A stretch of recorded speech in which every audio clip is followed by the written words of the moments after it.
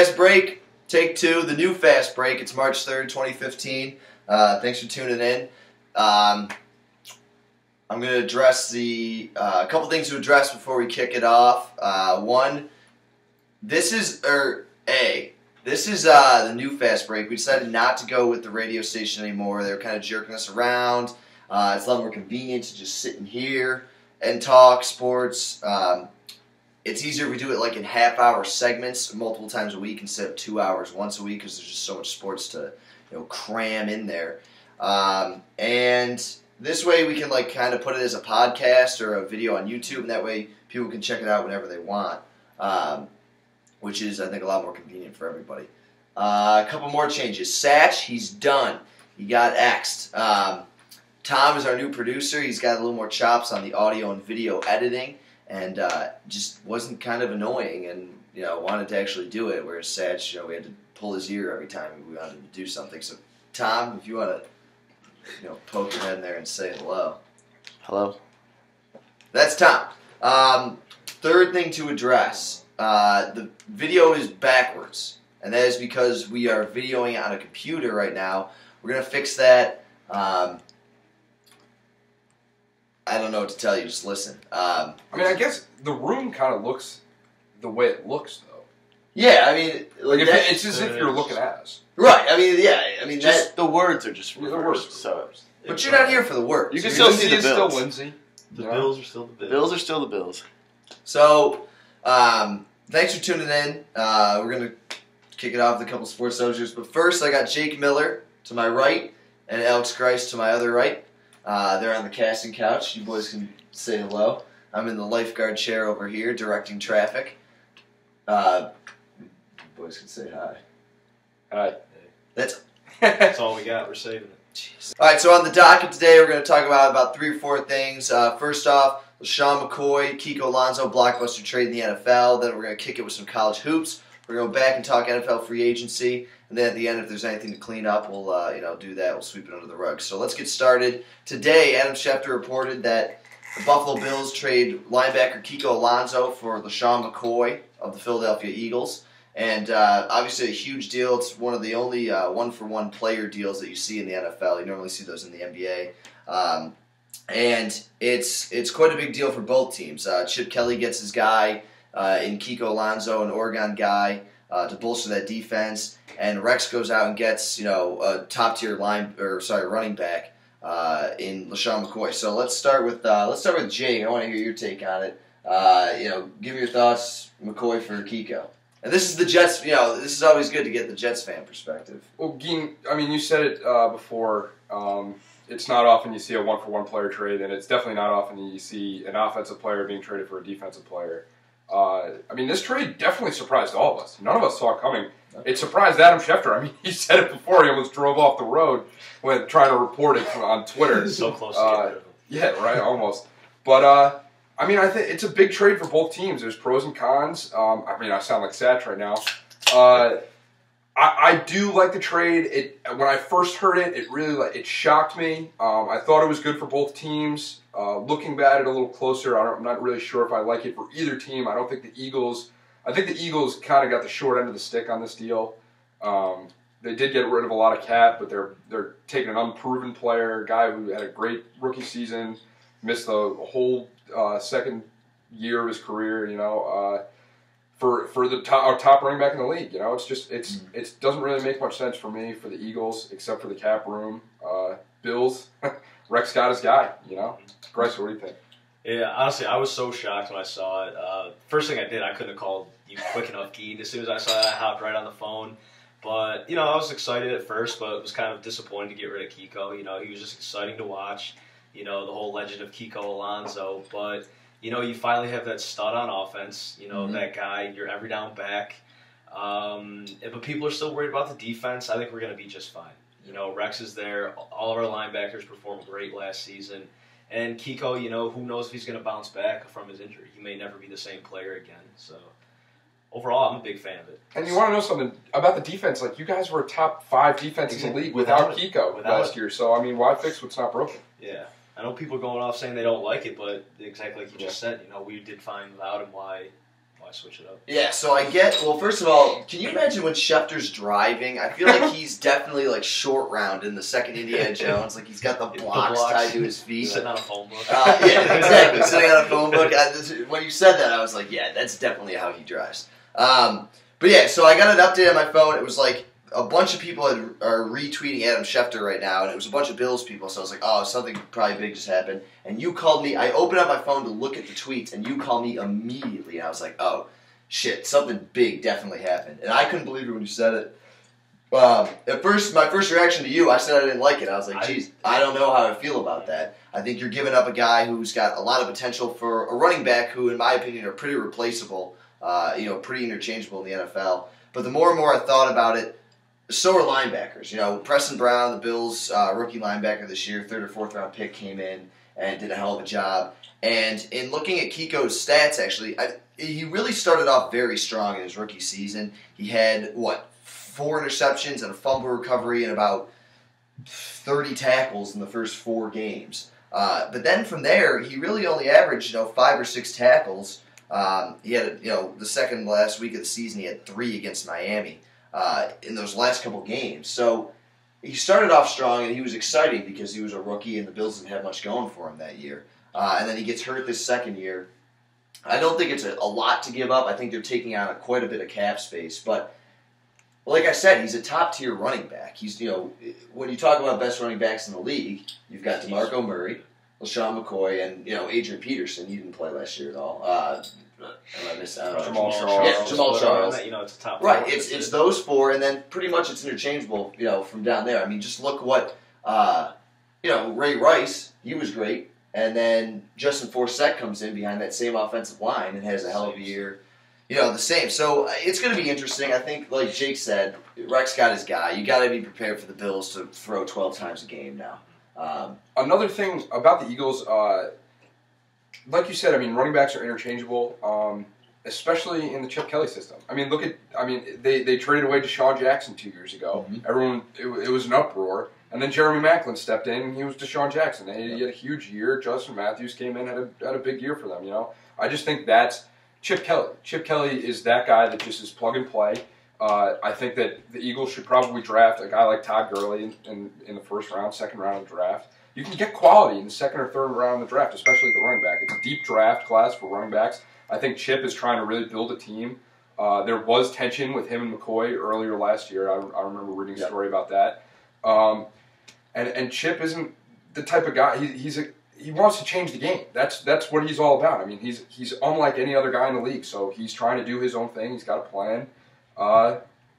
Happy trails, McCoy. Listen, Chip is either going to be the next Belichick or he is going to burn out so quickly. Yep. The stuff he's doing in Philadelphia is either going to, we're so stupid we can't even think of it, or, we can't even think about what he's doing and the ramifications of it, or he's just so nuts that it's going to blow up in his face. So it's going to be interesting to see. I don't know who they're running to. Darren Sproles right now. They got Sproles, that's right. And then, really, other than that, they're going to have to draft a guy or pick somebody up. It's going to be interesting, and they don't even really know what their quarterback situation is right now. They have Sanchez is a free agent. They have Foles coming back from an injury. There's been talk they want to move up and do everything they can to get Mariota.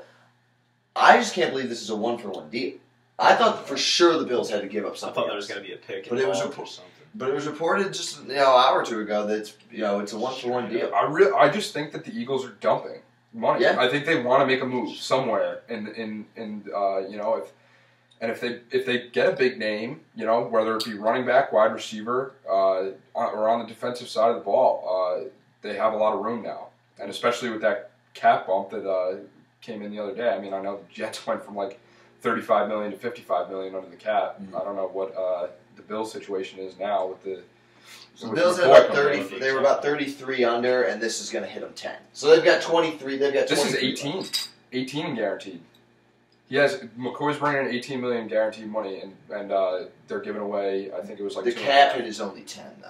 Oh, all right, for this year. Yes, for this year. So big news out of the NFL. We'll get to some free agency just a little bit. All right, so moving on. Next topic: college hoops. A lot going on. I feel bad because I've been so busy that I haven't been able to watch a whole lot of college hoops. But big game last night: Iowa State, Oklahoma. Some Big 12 action. Iowa State comes back from like 19 or 22 down, right? They went on like a 31. 21 and a half, yeah. They were down 21.5. They go on a 31-0 run. The big news was Brett Musburger just talking about how how much money he had put on the game and how much he really was taking. What was it? Iowa State +6. Yeah, that's what it was. And so thoughts and prayers to Musburger out there. He lost a lot of money last night and was sure to let everyone on national TV and the national audience know it. Right now we've got Kentucky, Georgia going on right now. Really. This is Kentucky's last chance, I think, for a loss before they go into tournament play. And right now it's 6-4 Kentucky. This game's in the early stages. But so let's talk a little college hoops, a little power rankings. Obviously, the big story is Kentucky and just how well they've played this entire season, and really how you pretty much can just pencil them in as one of the national championship contenders. But boys, what do you got on that? I mean, obviously they're one of the top. They got to be the favorite right now. I mean, what are they, 29-0? I mean, Cauley Stein, Karl Anthony Towns they're unstoppable inside. Their defense is too good. People always talk about Virginia's defense and how good they are, losing teams, such low amount of points. But Kentucky's is just so intimidating.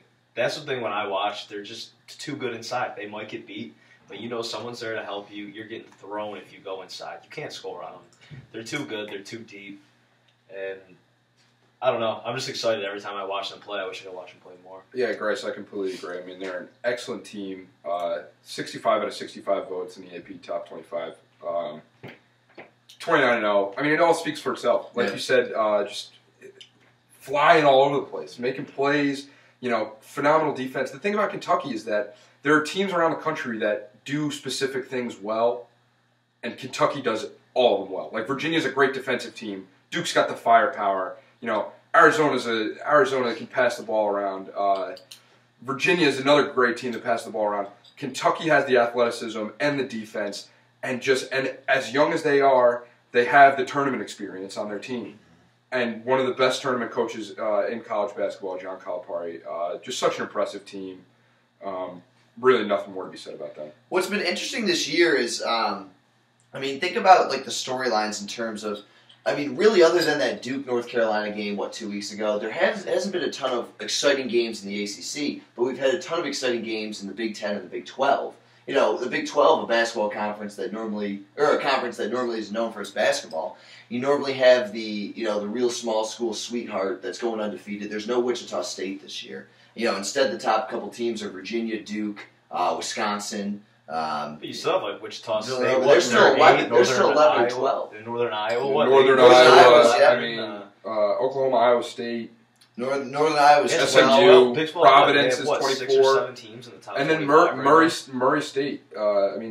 Just no-name teams right now. Boise State in the top 25, in the 25 of the power rankings. I don't know if they've cracked the actual top 25, but it's just been interesting to see. Now, look. So we all know Kentucky's the undisputed number 1 right now.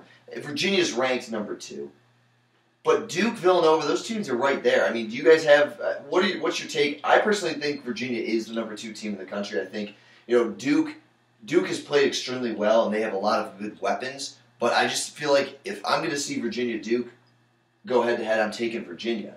That being said, what are your thoughts on the rest of the top 5? It's what they defense wins championships. It's tough to go against Virginia, but I'm a big fan of Duke. It's going to be tough with all this stuff with Suleiman going on, whether it's going to hit them hard. Mm-hmm. But, Jahlil Okafor is, I think, far and away the best player in the country. He's going to be, he might not have the experience, but he can play. Who knows how he's going to become tournament time. Yep. Quinn Cooks, he's gotten hot. But I don't know. I don't know if they can get it done. Great. Someone you didn't mention, Tyus Jones is incredible. Mm-hmm. That kid can ball. Yeah. He lit it up against North Carolina. He had a hell of a game. North Carolina was up the whole game, and then Tyus Jones brought him back, and then he just took over. I think they won in overtime in that game, if I'm not mistaken. That freshman is just something else. It's Dick Vitale, Justice Winslow too, other freshman. He can ball. Yeah, they're good. They're really their an incredible experience team. might kill. That's the only thing.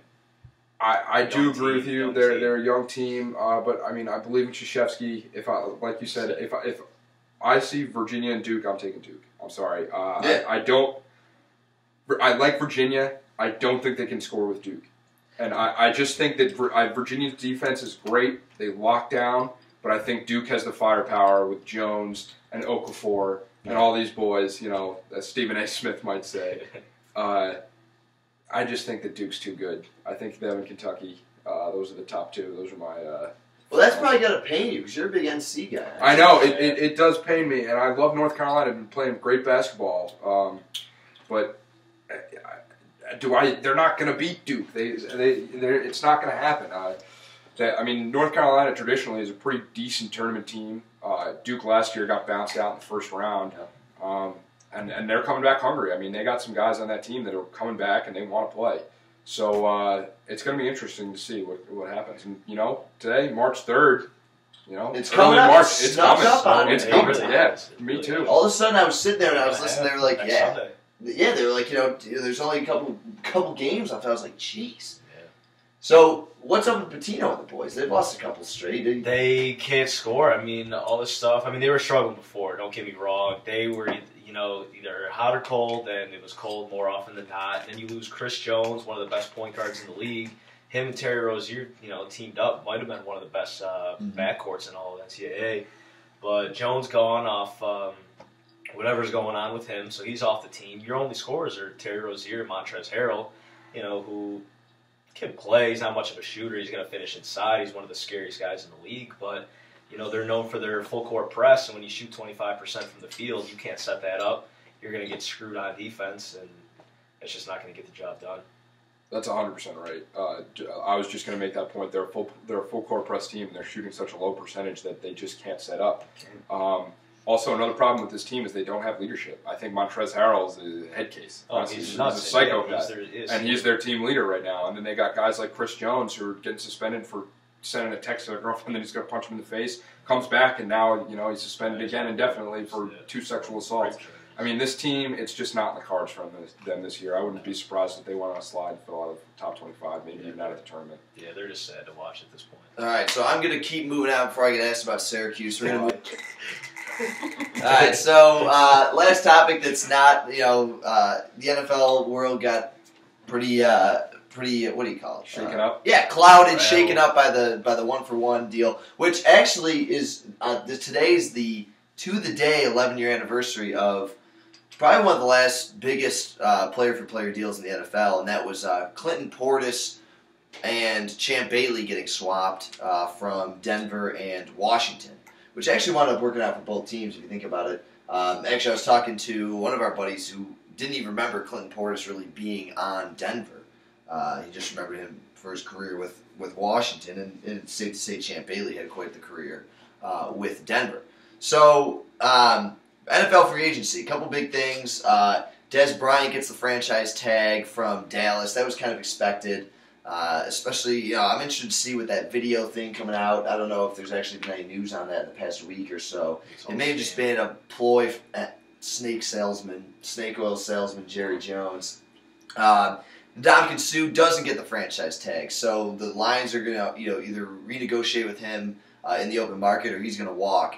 And that's pretty big, I think. As the star, the star of the franchise, the face of the franchise, but also one of the biggest head cases, I think, in the NFL. It's going to be interesting to see where he moves. I'm trying to think who else got the tag or who didn't. Well, Demaryius Thomas, the Denver Broncos, got the franchise tag, and they kind of snubbed Julius Thomas. Denver had 2 huge years for Denver. That was a big move. And interestingly, the Patriots tagged Steven Gostkowski, their kicker, and let Devin McCourty walk.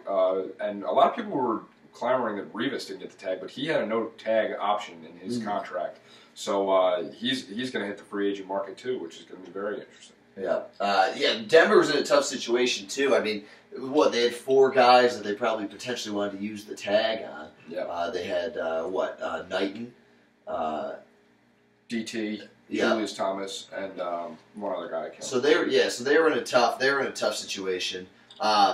It's going to be interesting to see what Julius Thomas does, because I think he's probably, he's going to attack. He's probably the 3rd best tight end in the league, behind.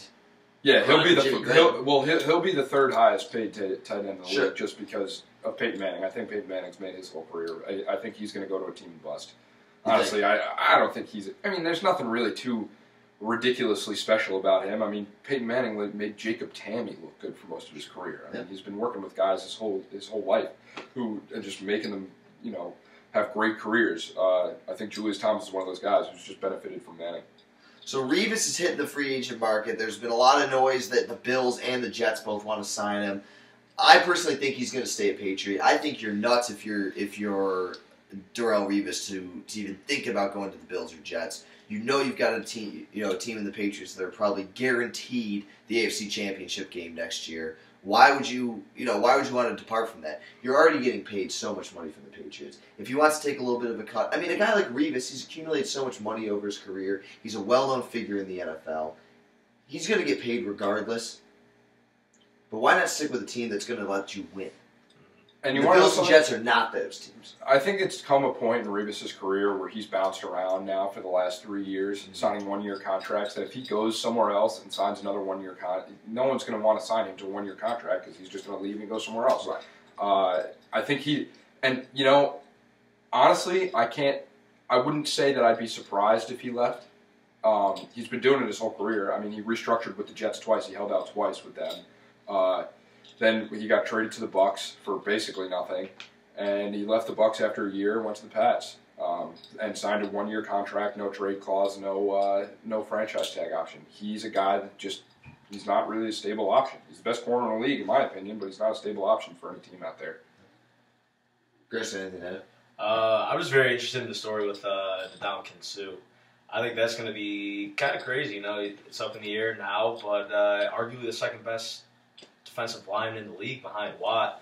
Who's really going to go after him? You said yourself, he's a head case, but, he deserves to be paid, and I just want to see where he ends up. He's going to. Where do you think he ends up? Personally, I think he'll come back to Detroit, because I think Detroit actually does really want him. That being said, do the Jets make a run at it? They've got $50 million in cap space. See, the Jets need too much elsewhere.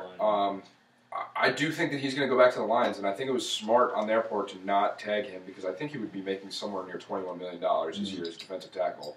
And if you're going to be paying him that much, why don't you backload it and sign him to a big contract, long contract, let him finish his career in Detroit, and backload that contract so you can be a contender now. Because, they have a pretty good team. They got great weapons on the offensive side of the ball, and that defense was incredible last year. So if Matt Stafford can get it together and they get a decent running back, I think Detroit's going to be a contender. And then, for Suh, if you look at the teams out there with money, it's the Jets, Jacksonville. There are no teams out there that are contenders right now that would be able to sign him for the money. Had room for him. It'd be a pretty big pickup for them. Yeah, it would be a big pickup for Pittsburgh. Anyone, really. It would be a big pickup for anyone. Like you said, he's top 2 defensive lineman in the league. Really interesting story, just because he's a head case too. The other one too that I saw. How about Andre Johnson? Oh yeah, Texans basically telling him, you're going to lose production and looking to get rid of him. It's kind of sad. Well, they basically told him to go find a trade for himself, right? Yeah. Almost like he's not a free agent. No, he's not a free agent, but they were basically like, here, you're losing production, we're not going to give it to you. It's tough to say how you give a guy like that, just basically straight up tell him you're not going to see the ball. Now, Geener, you were saying before that you read something about the Bills making another blockbuster move. Could you see Andre Johnson being brought in for somebody? That'd be incredible. Put Sammy under him. Listen, I think it would be. That's who's throwing him the ball. That's tough because it depends on how much he's going to draw on the free agent market. I think. Well, he's not a free agent. He's got to get traded. I just brought it up. Okay. He's not a free agent. They basically just told him go. I did read from a source on Twitter, and I gave up Twitter for Lent, but today was I splurged today because it was a big day. I had to read what the people were saying, and I actually was even asked for my take because I hadn't tweeted an hour after the Bills news broke, and someone asked me. They were like, "We were waiting for you," and so I was pretty honored. So I had to shoot something out. Obviously, give those people what they want. That being said, I just think you can only put so many great players around no quarterback. I think Sammy Watkins, Robert Woods, who I really, really like a lot, I think he's going to be really good. LaShawn McCoy, even guys like Hogan and Goodwin emerged a little bit this year. Scott Chandler wasn't bad for either. He was a rock. I think you've got some very good offensive weapons. I think what you really need to focus on now is finding something to do with the quarterback position and a nice offensive lineman with that second-round pick in the draft that you had. Someone that's really going to anchor that line because the line wasn't that good this year. It wasn't that good. So I think that's your two biggest needs. I think I saw a tweet from some insider that said the Bills are also in the middle of another big move right now, a big blockbuster move. I don't know if it's blockbuster. Maybe it's Bradford. Maybe they're making a deal for Bradford. I mean, Whaley's shooting from the hip right now with these player-for-player trades. I wouldn't be surprised if he unloads someone else or unloads a couple draft picks or something like that to get Sam Bradford, who honestly I wouldn't hate. I was going to say, how'd you feel? I like it. I like it too. I think he's a smart, young quarterback. I guess he's really not that young anymore. He's been in the league 5 years. But he's just got to stay healthy. Exactly. And that's the biggest thing. Which has been his problem. I was just going to say, I think if you guys ended up with Sam Bradford, you'd see EJ on the field again at some point this year. Just because he'd be hurt. He'd get hurt. Yeah. And it's tough to say. I mean, I don't know. I love Andre Johnson, but is that a position of need right now? No. You've got a lot of young talent at that position. It's nice. It's going to look good. It's going to attract a lot of attention. But you've attracted enough attention. You've got Rex. You've got LaShawn McCoy. You've got one of the top defenses in the league. Build those positions that you really need. I think that's the biggest thing. I'm with you 100%. It's interesting. It'll be interesting to happen. It's too bad because Andre Johnson is, It's solid. If you think of the Texans since their inception, who's the only player you think of? Andre Johnson, J.J. Watt. J.J. Watt, yeah. J.J. Watt now in this past year or two. But Andre Johnson. Yeah. And he's had shitty quarterbacks his entire time there. The best quarterback he's had was what, Schaub? He had Schaub, Carr, and Ryan Fitzpatrick. Who was the first quarterback of the? I think it was Schaub. It might have been Carr. It was Carr. Because Carr was when they wasn't he the first pick when they started the? I think so. When they started the franchise, they took him first overall. Yeah, he might be right. I think he was, and they just never lived up to it. I don't know. I was trying to do some lookups on the defensive tackle contracts. I couldn't find anything. Not enough time. I need more time. So that's about it. Unless you guys got anything. Next show we're gonna do a bro of the week. We weren't able to get one this week only because this is very last minute. I don't know if you could tell, but so thanks for checking it out. Tweet us throughout the week if you got anything we want to talk about. At Fast Break WGSU. That Twitter handle will be changing, but you'll see it. Sorry. Thanks, boys, for being on the casting couch, and T, thanks for helping us out behind the scenes, and everyone else, thanks for listening. Tweet us, call us. I guess you can't call us, but shoot us a text or anything, and we'll be back a lot sooner, a lot more often this year for this semester. So thanks for tuning in. Fast Break. I'm Mike Geen, Alex Christ, Jake Miller, Tom behind the glass. Thanks. We'll see you next time.